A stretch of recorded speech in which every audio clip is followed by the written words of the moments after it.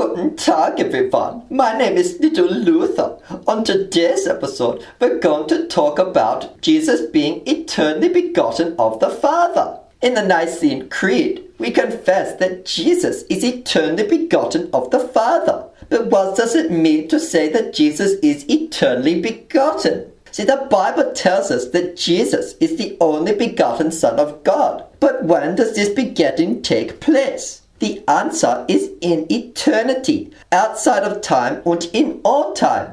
Proverbs chapter 8 speaks about the personification of wisdom, which is a reference to Jesus, the word of the Lord. Verse 22 states that the Lord, that is Yahweh, has possessed me at the beginning. The Hebrew word here is kana, which means to be begotten.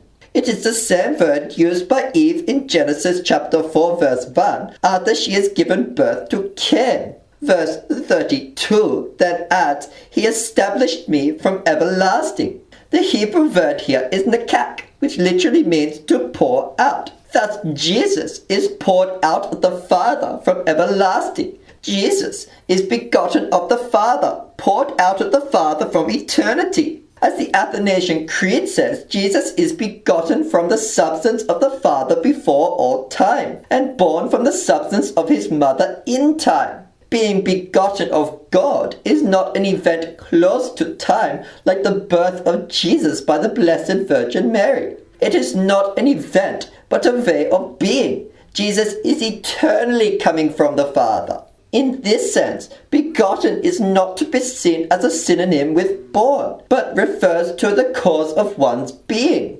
Even though the second person of the Trinity exists eternally, the Father is eternally the cause of his existence. As the Athanasian Creed says, the Son is from the Father alone, not made or created but begotten. The second person of the Trinity is always existing from the Father. As Proverbs 8 says, He is poured out from everlasting. The second person of the Trinity is eternally begotten from the first person of the Trinity, existing from Him from eternity, for eternity, and to eternity. But He is only begotten of Mary from the point of the Incarnation and forever after.